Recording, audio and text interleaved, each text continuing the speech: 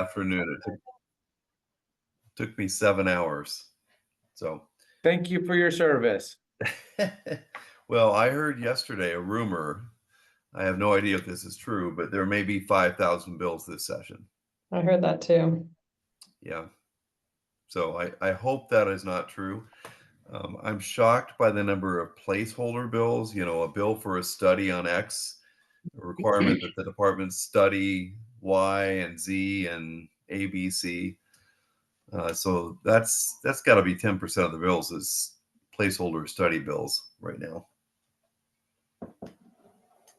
But we still have to read them.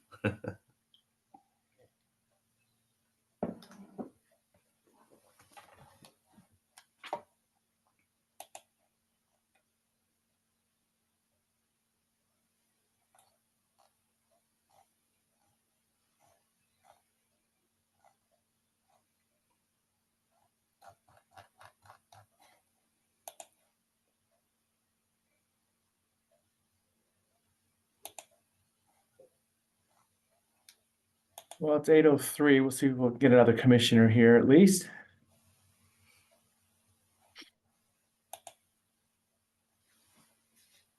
If I recall, I think Commissioner Adair is traveling today, maybe? I don't recall. Looks like Commissioner Chang just arrived. Yep.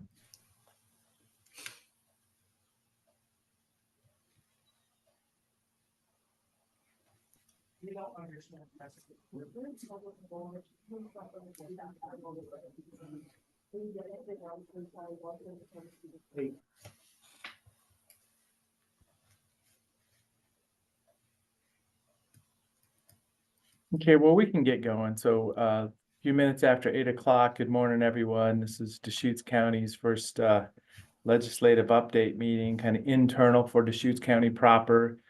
Department heads, administration, lobbying efforts. Thank you, Doug Riggs and Corey on this. So for our agenda, commissioner updates. Commissioner Chang, do you have anything you want to start off with this morning? Morning, everyone. I sent Jen yesterday evening one additional bill that I hope that we'll be tracking. That's about all I have to say this morning. So, yeah, and I'll just pipe in real quick on there. I just sent you an email back about 10 minutes before this call. Most of our behavioral health bills we're going to talk next week. Holly Harris is out this week. I think Tom and Heather Keisner are available to talk about any additional health services bills that are not listed on here. But because the session's just starting and we'll have a lot to review next week too, we thought we'd discuss behavioral health next week unless there's something you want to discuss particularly this week. no, that's great. Thank you. Great, yeah, so as I say, we'll work on a bill tracker legislative report prepared by Jen each week as we do this, each time we get together. We'll work on the schedule as the session evolves. I'm still doing my homework on which end is up and what the bills are right now at this time. So at this time, we'll hand it off to Doug Rigg, just kind of the scope and scale of where we're at, where we think we're going to go, and take it away, Doug. Great. Thanks, Commissioner and staff. Happy to be here on a early Friday morning.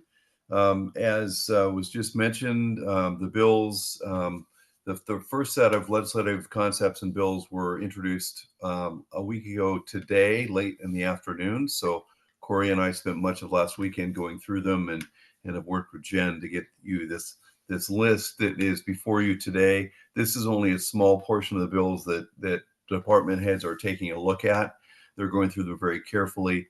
And you'll note in the bill tracker that there's the ability to put notes in, which is super helpful, not just for, I'm sure, you, but also for us as we're working with kind of the policy experts at the department levels. Let me just give you a quick update on where we are. We had new members sworn in this past week. Commissioner DeBone, I noticed you were over there and met with a number of our delegation. I saw pictures of you with the delegation and wandering around, so that's always great. I had the opportunity to talk with a number of the members, including Senator Broadman, who I'm excited to work with, Representative Levy, Representative Breeze Iverson, et cetera, this week. So they were in and out of meetings and trainings, and then they'll convene on Tuesday full-time for the long session, which is 150 days, with a target adjournment date of June 28th. But I think people are hoping that they'll be out prior to graduation for schools, so people will actually be able to attend their kids' graduations and grandkids' graduations. So starting about 8 or 10 days ahead of schedule this year. So we're pleased about that. Just a couple quick things. We'll have an additional staffer working with us this session in addition to myself and Corey. Emma Ennis has come on board to help us. She'll be in the building every single day. She'll be there ahead of the hearing starting, and we'll stay after the hearings are over. So we'll have 24/7 coverage in the building, along with myself and then Corey helping with all that. Couple just updates on Central Oregon legislative issues. The delegation, both Deschutes County, Crook County, Jefferson County, are thinking about forming a legislatively focused Central Oregon caucus, which I think is good. They are modeling it or talking about modeling it after the Coastal Caucus. This kind of formalizes what the county and the Central Oregon cities have been trying to do the last couple of years with having a more collaborative approach to policy making that helps the entire region. So I'm really pleased to see the members themselves are organizing themselves in this way. As we just mentioned a moment ago, there have been about 2,300 bills introduced so far into OLIS, the legislative tracking system. We expect that number to just about double. Rumors that we've been hearing this week is that Legislative Council has close to 5,000 concepts total that they're working on. So that's an awful lot of bills that we'll have to keep an eye on. But it is a long session, but even a long session, that's a lot of work. The legislature will be at full strength on Tuesday. The Multnomah County, Washington County Commission just appointed a replacement for Lisa Reynolds, who was appointed to the Senate seat to replace outgoing and incoming Treasurer Elizabeth Steiner. So now all the House seats and Senate seats should be fully occupied on Tuesday. And then the last thing I'll say is that if you look at the list of committee assignments, our Central Oregon delegation is well represented on the Ways and Means Committee. So we have several Ways and Means Committee members who are hail from Central Oregon, including Deschutes County. So that's always a good thing to have good representation on that committee, which is a pretty important committee. So I think I'll stop there and then turn it over to Jen. Jen has 12 pages of bills for us to go through this morning. We'll have some more next week. And then just as a reminder, we're going to ask our legislators to come in one time per month rather than every week. And that way it's more predictable for them. We can have a more focused time with our legislators. That change was based on feedback that we received from them. And then also, this kind of goes back to what I just said. Since we have a lot of members on Ways and Means, which meets on Friday morning from 8:30 until 11, we'll have to adjust the time that we bring them in. And we're working on a time that works for them. Jen may have finalized that. I might not have seen it, but we're trying to be collaborative with our delegation as well. So I will stop there and let Jen take over. Well, I'll let Commissioner DeBonne run the bill tracker meeting, but we spoke briefly yesterday. I think what we want to spend just 2 minutes doing right now is deciding that time for the legislatures, if that works for the commissioners now, or we can take it to another time. The format that we have settled on for everyone's information is doing an additional 30-minute call just with our legislatures once a month. And that call will be focused with 3 to 5 bills with some talking points on there. So we have a very direct ask of what we're looking for and what the county's priorities are. So Commissioner DeBonne and I were talking yesterday, potentially thinking adding a 30 minutes from 7:30 to 8 once a month on a Friday. We thought maybe that would be the best time where everyone's available and our delegation could join us, but I'll turn that conversation over to Commissioner DeBonne and Commissioner Chang, or if we want to wait until Commissioner Adair is also available, we can have that conversation. I can bring it before a board item under other items next week too, to kind of nail down that time. I'll leave it to you, Commissioner DeBonne. Well, so yeah, from our discussion yesterday, there may be other times that we find also, like just the middle of the day, some other day of the week, or just kind of, floating times that we find that legislators are available. We can call a group of legislators and align with a couple topics, and then have the appropriate department heads attending also. So I'm thinking that my thought is we'll just be flexible, looking for those substantive times when we can meet with legislators. Commissioner Chang, are you following that concept? So that, we're just gonna look for times that we can coordinate with our legislators, maybe different than that Friday morning time also.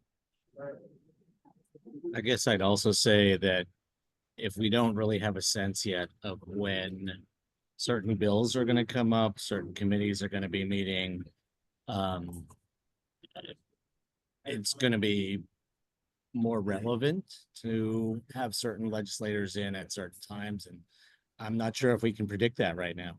Yeah, well, and that's exactly my concept. So as I say, we'll look for flexibility, coordinating with the legislators and the bills. So we have substantive half-hour meetings with our legislators, bring in the department heads, the advocates for specific bills from our point of view. Great. I will keep that on our rotating agenda to discuss as necessary and appropriate. Great. So then, yeah, with that, this is kind of our first session bill review. Bill tracker report has been published, 12 pages. It's 8:15 now. We scheduled this for an hour. Maybe we'll go a little bit more if we really get into some of these things. But yeah, this is kind of our practice going down page by page. And Jen, I'll let you kind of drive the show with this report. I do have it up on my laptop. Okay, great. So just for background information, this year, the bills listed under Board of Commissioners are going to be bill topics that one or more commissioners brought up as a priority for themselves or for the county that maybe doesn't fall under a specific department. So we listed them as to no position for the commissioners to discuss. You'll also see further in the bills, particularly under CDD, there are also several bills under there that are to no position, which has been indicated as a commissioner's priority, but that falls under a specific department, but we're letting the commissioners take the position there. So we'll start off with the Board of Commissioners bill numbers. We have 3 bills here, all pertaining to water, drinking water, groundwater, water resources. I don't have a lot of background information on these. I do have the bill text pulled up, so I'm happy to discuss further on that, or if Doug has some input on there. But we can start with Bill HB 3078, which directs the Oregon Drinking Water Services of the OHA to establish a pilot program for training drinking water system operators. So real quick, one of my thoughts is, we may or might not be motivated to take a position today. We can learn about these bills. We can advocate back and forth. We can also schedule at a Board of Commissioners meeting some of the topics, to learn more, across the 3 of us, across the organization, to be able to take positions on this. So it looks like Commissioner Chang, are all 3 of these are yours to get started.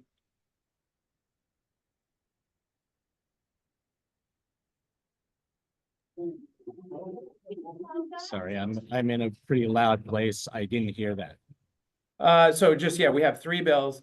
The number is House Bill 3078, and I'm thinking that you had put these on there. So if you want to say anything about them, I don't know if we'll, get into substantive position taking today. I don't if we need to or not. I see Doug has his hand raised. If you want to give us some guidance about, should we really start to take positions? Do we need to right now, or do we just need to learn about the content and go from there? And one quick point of clarification, no commissioners put, as far as I know, have reviewed a bill and have indicated on here. I have, if I thought it was relevant to an issue that one or more commissioners has indicated as a priority bill for them, I put it on here as to no position for a review process. And it looks like Nick and Doug both have their hands raised there. Yeah, please, Doug. Yeah, I'm happy to jump in on this one because this is the Central Oregon Cities Organization bill for the session. So House Bill 3078, introduced by Representative Levy, co-sponsored by Senator Broadman, is a bill that includes 4 elements. The first is COCO agreed to, since we had a note into Legislative Council at the time, we agreed to put the Oregon Water Utilities Commission proposal for funding for training water operators into our bill. And for some reason, that's the first thing that popped up. And so that's how the bill is described in OLS. But that is only one of the elements. So that's one. That element may very well be taken out and put in the Owens-Helm water bill at some point, as well, as may all these provisions. The second provision is the simple extension of the Deschutes Mitigation Conservation program, simply extending it to give some certainty as we are trying to wrestle with the new groundwater rules, the uncertainty around the groundwater rules. The cities feel that simply extending the mitigation program in the long term to offer certainty to the existing mitigation credits and the ones that are in the pipeline would be important. Just one note about that, it does not adjust the cap. So there's a 200 CFS cap in that program that was put into rule by the commission years ago. We're very near the cap, and there's been quite a bit of discussion about saying, should that cap be raised to 400 CFS? But that issue is not discussed or covered in any way, shape, or form in this bill. So it's just extending the mitigation program itself. The third area is the extension of the Soil and Water Conservation District efforts on juniper mitigation around endangered streams, tributaries, and areas where you've got groundwater issues. All 7 Soil and Water Conservation Districts, well, 6 of the 7 have already had boots on the ground, have monitoring in place, and we will be seeing data on those in the spring and next summer. So this bill extends those 7 projects to another biennium. And I guess that's it. I think those are the 4 elements in the bill. So it is the COCO bill. It'll be COCO's top priority, and may very well be incorporated into a Helms-Owen bill as we go forward. Okay, so yeah, so it got here just because water is a topic of Deschutes County. Our Central Oregon legislators are sponsoring these bills, and we should understand what's going on. So that helps understand how it got here to this list. So Nick Lelak. Thanks, Chair. I was just going to say, kind of going back to the big picture with, I'm just hearing the potential for 5,000 bills and a lot of study bills, et cetera, at the beginning. Doug, I think we're just going to have to really lean on you as we go forward on which ones do we really focus on, because department heads, of course, are providing services to our community and they're not all full-time. They'll be fully engaged, I'm sure, with their respective associations, and they're going to know their bills, but we're really going to need your advice and guidance this time of where do we spend our time, because with that many bills, this could become full-time jobs for everybody. Thanks. I just wanted to put that out there. So then back to these 3 bills at a high level, any thought, Doug, about taking a position? Is it valuable today, or if we get back to this in a week, can we start taking positions? To say the second bill, we are not in a critical groundwater designated basin. So I don't think it's necessarily relevant to us unless we think that that's coming. And I don't think that's coming real soon. Yeah, Commissioner, I would tend to agree on 3112. I'd say that I'd put that into the watch category in case it is amended. That was going to be my input as well, Commissioner Chang. So I support keeping all 3 of these here. And I support putting the number 3112 in the watch category for now. And then my thought is let's move on to the other department heads, because we got a lot of good brain power here for the organization. So if we support that, let's, with that guidance, let's put 3112 in a watch category, take no position on the other ones for now. If somebody wants to introduce 775 real quick, we can understand what's going on there, but let's get to the next page is my goal here. So 775. Yeah, 775 comes from Eastern Oregon. This is a Representative Barbara Levy bill and Senator Nash bill. Again, not necessarily relevant to our basin, given everything that's going on with our DBWC work and the work of the Deschutes River Conservancy. But again, something I think we should keep an eye on. And it will certainly be a topic in the House Ag and Natural Resources and Water Committee. So how about we put a watch, number 2 watch, so it keeps it on the list. We'll learn about the topic. So both of those could be under position watch, number 2. As I say, for the first one, 3078, will probably be in support, understanding this is COCO's Central Oregon water bill. Commissioner Chang, you have a thought, you want to say support or just leave it in opposition this week? Next week we can go to support if we're right there. I mean, I'm supportive, but it's not of immediate relevance to Deschutes County business since we don't have we don't run water utilities. I guess there are water utilities that are not city water utilities outside of the incorporated cities. So, I mean, that would be a reason to support that. Yeah, so let's leave no position. Next week, we can bring it right back up, take position if we like. And put the other one as watch, the other 2 as watch. And then that'll get us to the second page, community development. Great. This is Peter Gutowski. Just on 775, to make the board aware, the way I read the bill, it would make it extremely difficult for the Department of Environmental Quality to perform groundwater monitoring testing without coordinating, getting funding at a national level. So this, I may be misreading the bill, but to the extent that the Board of County Commissioners is committed and interested in having frequent groundwater monitoring occurring in southern Deschutes County, I think this bill would have a chilling effect on DEQ's ability to perform that modeling, undertaking peer review through their existing protocols at the DEQ laboratories. So I did review this bill. I didn't put a position on it, but I was teetering on wavering. Is this something that the board should engage and maybe have amended? Because it will potentially have implications on southern Deschutes County and DEQ's ability to monitor those wells. So, for your information, there's 13 bills that should I pause? There's a hand up. Yep. Oh, no. Well, yeah, Commissioner Chang. Just on that, Peter, if that bill makes it more difficult to monitor groundwater, I would likely oppose.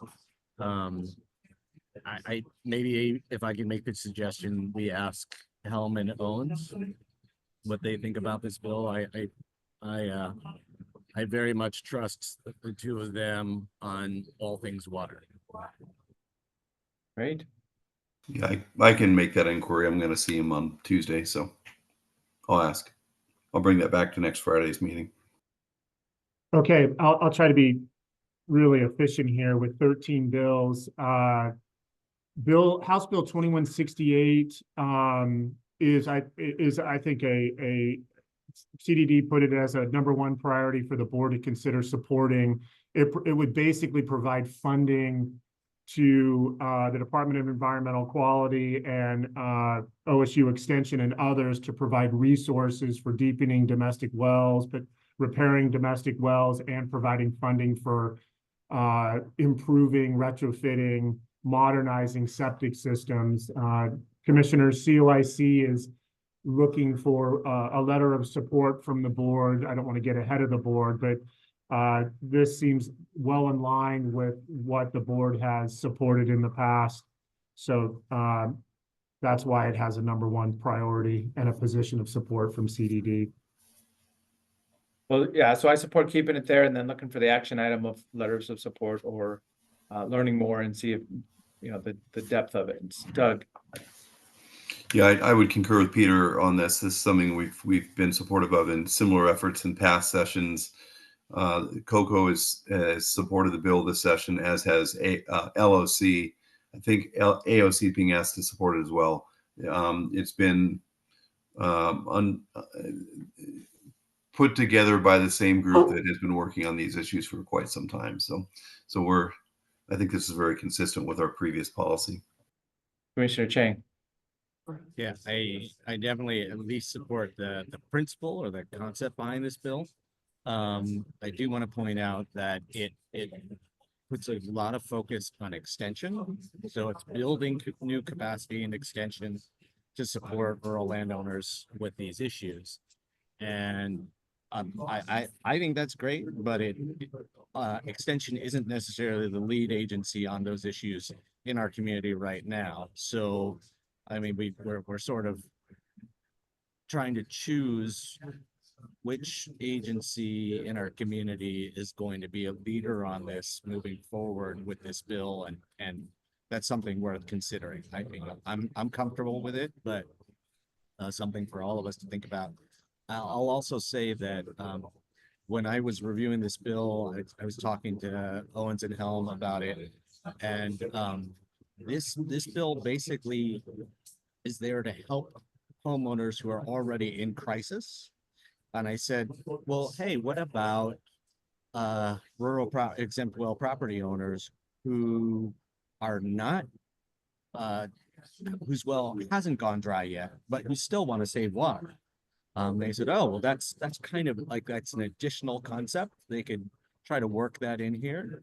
But they also, I'm discussing with them the idea of an additional bill where extension would provide technical assistance, and then there would actually be financial incentives available for rural landowners who wanted to do conservation projects on their exempt well properties. You know, kind of like the way that the city of Bend is offering people a couple $1,000 right now to convert their lawns to xeriscapes and things like that. So this would be a good topic for us to keep track of. Understood. I support keeping it priority one now and having it evolve. Next. Okay, House Bill 2178 essentially limits the parties that can have standing to appeal a local decision to the Land Use Board of Appeals. Limits those that want to participate in a land use proceeding to be basically a resident within 25 miles of the project, and they have to be physically present during a hearing proceeding to retain that standing. So essentially it boxes out the land use advocacy organizations as well as other parties that may have a vested interest in the outcome. So it's not just advocacy, it would be even, advocates for the actual proposal. So this one is admittedly very controversial. If anything, I just wanted to bring it to your attention. Go ahead. Go ahead, keep going, yeah. I'm super mindful that Yep, we have I now and I'm dominating it. House Bill 2400 would be relaxing land use. It would allow for a property owner outside of an urban growth boundary to site a second dwelling for the occupancy, for a relative of the property owner. So it provides more opportunities for rural housing outside of UGB.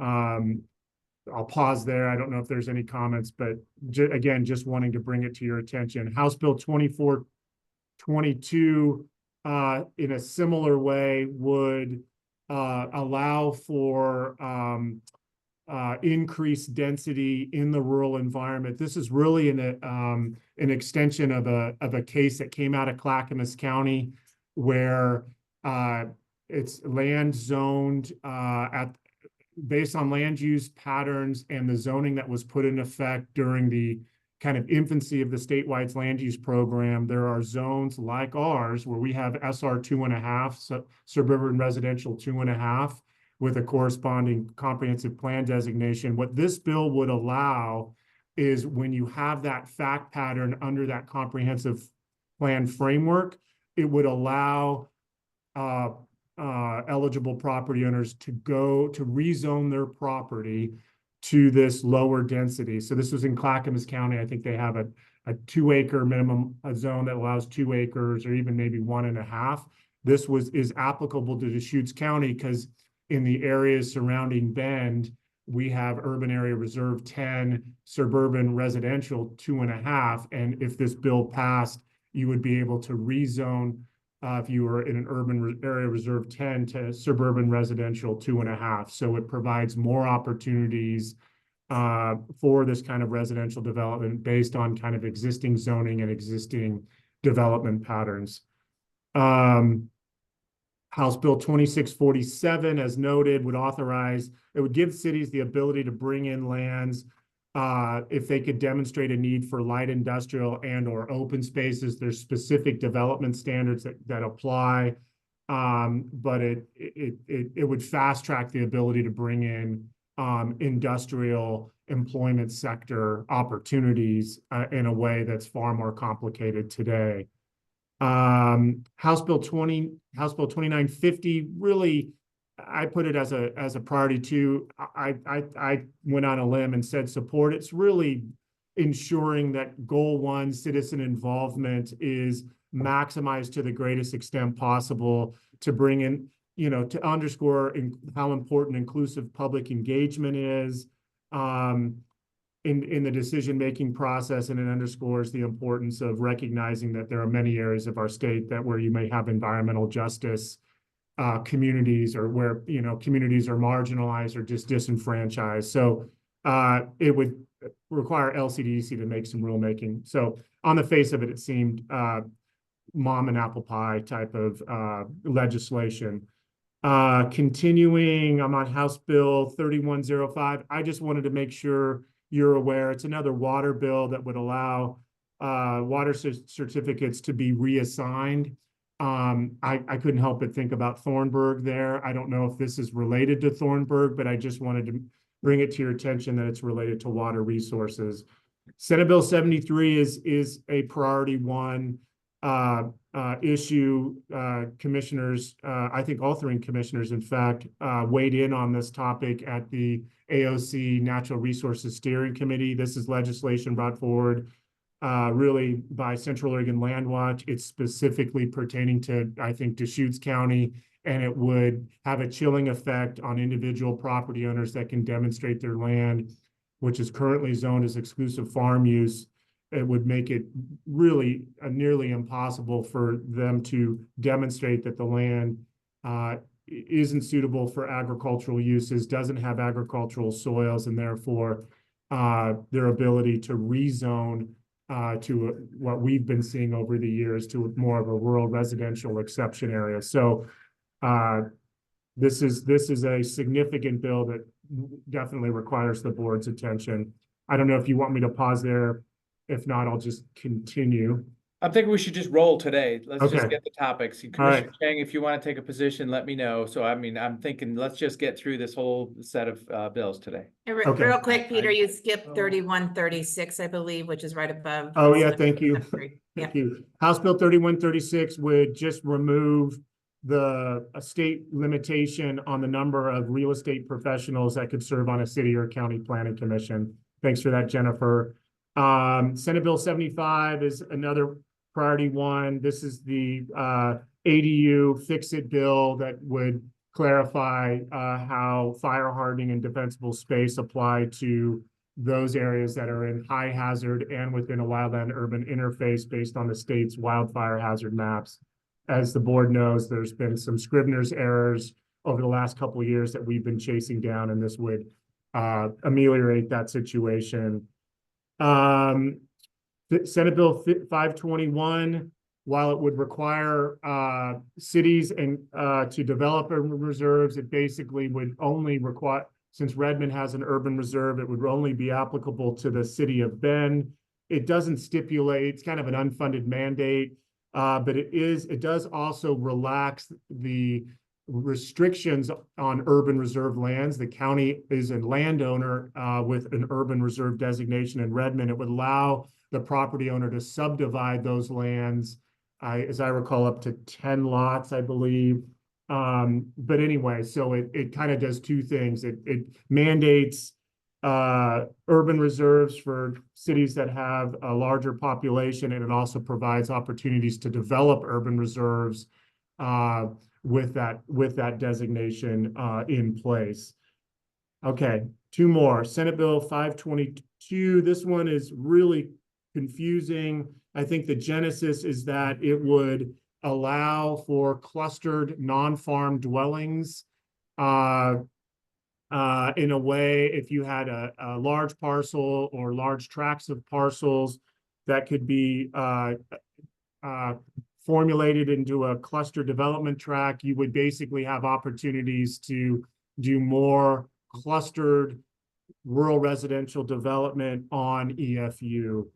Lastly, Senate Bill 817 just increases fees somewhat nominally, $50 to $100 for notice of intents to appeals to the Land Use Board of Appeals. Okay, that was a lot. That's CDD's update. Thank you. Doug?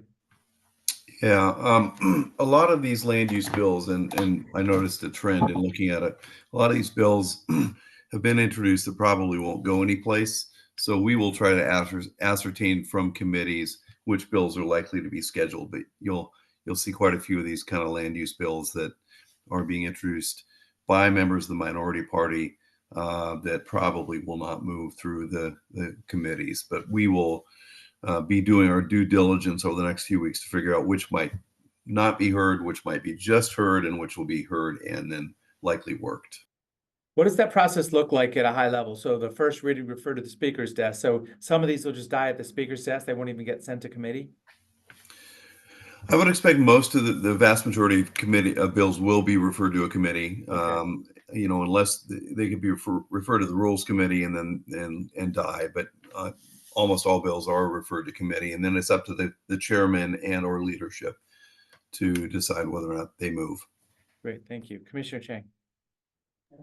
Yeah, with that in mind, I would just say, I don't want us to lose track of the ADU wildfire hazard fix bill. So, I mean, if we can just kind of elevate that one to start supporting right now, while we're still considering these other bills that many of which aren't going anywhere. I support that also, so that's good for agenda change. AOC has brought that up also, so that'll give us a good hook to that one. Okay, Mr. District Attorney. Thank you, Commissioner. So I'll just go through these bills. House Bill 2142 is sets a mandatory minimum for repeat drug dealers. It's a good bill. Doug will correct me if I'm wrong, but this one probably isn't going to gain a lot of traction in this legislature. House Bill 2293 would require holding people arrested for serious misdemeanors and all felonies until a judge sees them, or if they can pose security prior to release. That's a good bill for public safety, but same as the first one, probably not a lot of support. The next one is the most important one on here from my point of view, which is it would direct the OHA to significantly increase capacity of the Oregon State Hospital by almost 500 beds. And that is that's going to be necessary at some point. In my view, it's necessary now because we have over and over again, we have instances where people who are unable to aid and assist their attorneys, people who are on civil commitments, or people who are guilty except for insanity are either not accepted into the state hospital due to capacity issues, or they're released way too early because of capacity issues. And that is a huge public safety threat, and it's a real problem for the appropriate placement of people who are suffering extreme mental illness that leads to violent acts typically. I always think of what are the number of beds per 100,000 people is a simple metric statewide that we should be aiming at some number. It used to be 500 back in the 60s, and it's been 15 recently. So there's probably another number in there that's the right number. Commissioner Chang, did you have another comment? You have your hand up. No, sorry, I was just leaving. My hand was still up. I guess on this bill, I would like to ask, what legislators are advancing this bill? I mean, 500 sounds like kind of an arbitrary and large number. You know, is there like a fallback number? Is there going to be haggling about this? Any background would be appreciated. That number comes from an OHA study that concluded that the number should be at least 486 beds. That was from last year. The increase should be at least 486 beds, or a number above that if future needs require it, is what the result was. So that came from the Oregon Health Authority. And do we know anything about which legislators are advancing this bill? Doug may know, I don't know. Commissioner, it's a committee bill, so the House Committee on Judiciary had it introduced. So it was one of the bills that they had discussed during the interim. I think there was a hearing on this topic last May, and then the bill was formally introduced by the committee in December. So this is something we could ask Representative Kropp about. Yes. I guess I'll just say I generally support the concept, but I want to hear more about like the feasibility of the bill and the cost and things like that. Was to say, at AOC in November, it was mentioned the 1963 Community Mental Health Act for institutionalized, is to say this is the terminology or whatever, but it used to be 475 beds per 100,000, which was probably too much, and that was what society decided to back away from. But at 15 beds per 100,000 people is not the right number. So that's a way to maybe calibrate it. How many beds per 100,000 people, which maybe the OHA study talks about. I mean, the other thing to think about here is one way we optimize use of the existing beds is by expanding our treatment bed capacity at the local level so that there can be more throughput. When people are being restored to their communities out of the state hospital, if we had more beds to receive them here, then there could be, more throughput at the state hospital itself. Which would be a function of how much money does a county have to be able to do that infrastructure, which is always tricky. But yeah, good discussion. Please proceed. One of the Yep. one of the problems with the shortage of capacity at the state hospital is that people who shouldn't be in jail, people with extreme mental illness, are sitting in jail waiting for something, and the jail isn't the right place. The jail doesn't have the capacity, the actual capacity to treat people in that setting. And the hospital setting would be better, or some other behavioral health setting would be far superior for most people. And a secure setting for many of these people is the only way that they should be treated. So there needs to be a solution. I think that this is one solution. Yeah, the next one is understood. I mean, and Jay Gunnels, I wasn't saying it's either or, but I am saying that, we, at the same time that we need to be looking at this, at the capacity at the state hospital, we also need to be looking at secure residential treatment beds here at home. I agree with you. The next one up is House Bill 2494, which would require the CJC to study the effects of different sentences on recidivism, which would be an important, helpful tool. It's not a big bill. I don't think it would be a big ask. I think probably that's something that should get some traction.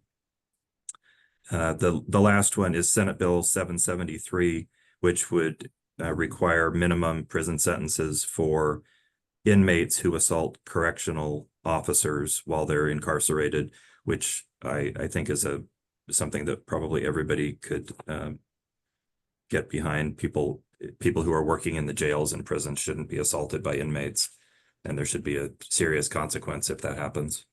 That's it for me. Thank you. And just a point on that one too, the sheriff's office also reviewed that bill and listed it as a one support as well for 773. Thank you. So I'm looking at page 7, going to finance of the bill report that was published yesterday afternoon. Yep, perfect. Thank you, Commissioner.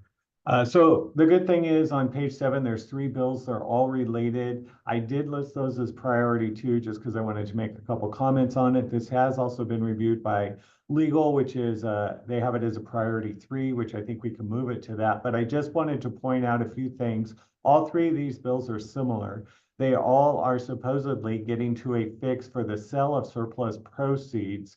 That there was a study group based on the short session. DOR provided a study group or a work group that analyzed it.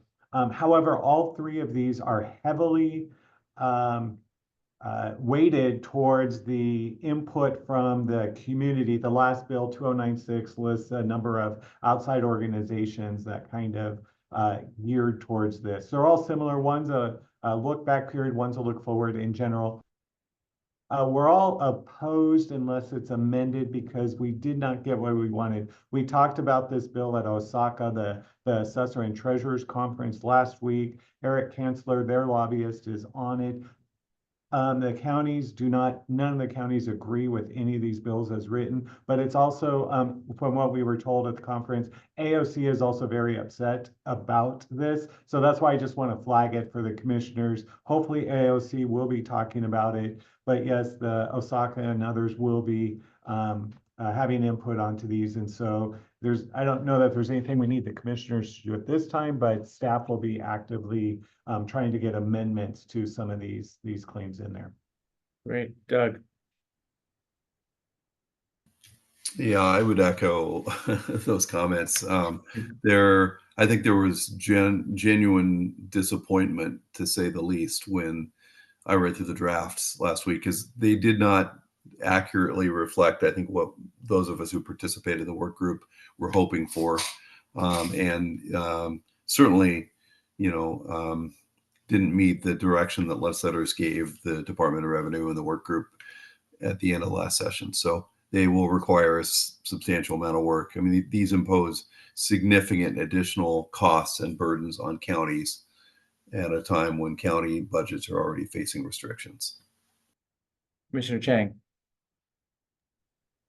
Robert, I was just curious if you or Doug, if you have a feel for how important this is to other counties. I mean, I have a sense of the volume of tax foreclosed properties that we have sold or we are trying to sell, but is this a big deal for other counties as well, or are we kind of at the head of the pack again? I would say that this is a big deal for certain counties, special larger ones. Some of the smaller ones, they're just not tracking it. They're not aware of some of the changes, but for those who are aware, especially of all the new requirements these new bills propose, it is. And that's why they did have a special session at Osaka just talking about this as well. So it is impactful to counties, especially if they're aware of it. So all three of these are the same concept, same topic. Essentially, yes, they are. Okay, thank you. Yeah. So the next page, if I may move on, is Senate Bill 675. This is one that was, it's to lower the interest rate for unpaid property taxes to 1.5% per month. It sounds like it's a good idea. This was brought up in a prior legislative session. It did not move forward, but we actually don't want this to move forward because this is how we actually get funding for assessment and taxation. It's from these fees. So unless they solve the CAFA funding issue, how to pay for assessment and taxation, we can't support this. And it failed last time as well. So hopefully it won't go forward, but I just wanted to point that out as well. I haven't seen anything yet for CAFA funding, and maybe Doug has, although it'll come up later. But again, this is just one that it sounds like it's good for the taxpayers, but the way the funding system works, counties rely on this, and there would be an additional gap if this proceeded. Okay. So that fits into the A&T funding discussion, which AOC is way up on. Yep. So thank you. And Robert, am I reading this note correctly at the bottom here that the current rate is 1.33%? Yes. It's not a crazy amount. Okay, thank you. So page 9, Health Services, I see a note from Heather Keisner that Tom is prepared to cover. Yes, thank you. Tom Kuhn from Public Health. We have 2 funding bills and 1 policy bill that I'm bringing forward, and 2 of these are continuation bills that we've heard about in the past because they come up frequently in the sessions. The first funding bill is an addiction primary prevention bill, right now proposed at $25 million for the biennium. And this would allocate money in the biennium so counties and tribes can hire at least 1 staff person dedicated to preventing drug and alcohol use. Right now, there's very thin funding for prevention and also not sustainable funding. And this will really help us build some infrastructure. So we're encouraging a priority 2 support for this one. Next bill is House Bill 5025. It's the Oregon Health Authority budget. Oh, Doug, did you have a question? I was just going to raise that I think that CLO has endorsed 2954, just FYI. Yes, I forgot to preface, these are all endorsed by CLO. Great, thank you. So House Bill 5025, the Oregon Health Authority budget. Within this bill is public health modernization funding, which I know the commissioners are very familiar with. And right now in the proposed Oregon Health Authority budget, there's only a proposed $5 million additional dollars for public health modernization. CLO is proposing an additional $25 million. And also there are talks that local public health will get a larger share of that $25 million than the last biennium. So that's a really great thing. And really to go a little further than just covering cost of living and so forth, we really need this $25 million ask. So we'll be asking for priority 2 support with this one. Definitely very important to get more funding for public health for many needed programs. And lastly, the policy bill is, and this is a continuation from House Bill 3090 from the 2023 session. This would make it illegal to distribute, sell, or attempt to sell flavored inhalant delivery system products or flavored tobacco products in the state. Flavored products are the choice of youth, and the only effective way to stop youth from using these products is to make it as unavailable as possible for them. So we are proposing priority 2 support for this one. I know the commissioners this summer released a proclamation encouraging legislation to end the sale of flavored tobacco products, and the commissioners have supported this in the past. So hoping we can continue to support this one. And that's all I have for, oh, go ahead. But yeah, for the flavored tobacco products, I'm just amazed that, we've got alcohol and marijuana, now we got a fentanyl crisis, and we're putting an effort into tobacco. And I know there's just a spread of views on this, but it just kind of brings me to the fact that I just don't see tobacco as the big thing that we need to, put the big walls up for. But that's the conclusion I've come to as an elected official. So, Commissioner Chang. I was going to request that we make the first 2 on this list priority 1. These are things that we are already doing: primary prevention, public health modernization activities. They are things that if we don't get state funding for, there's going to be pressure for us to add more general fund dollars for. So, just from a budgetary perspective, we have a keen interest in seeing the funds come through for both of those first 2 bills. So you're proposing number 1 support on both of those. Yes. Like our lobbyists are going to go in and say, this is one of the most important things for Deschutes County. I mean, and I'm supportive of these things, but I mean, 2 is a good spot also, is what I'm concluding. Yeah, I know Rick. Yeah, I think these are number 1. I see these as number 1 priority issues, but we can discuss more later. Yeah. I'm going to have to leave in just like 2 or 3 minutes to Okay. meet with Commissioner Savas over here in Clackamas County. That's fine, yeah, so let's move on, and as I say, I support bringing some of these up during maybe a regular board meeting if we want to really get to the three of us to take position. Thank you, Tom.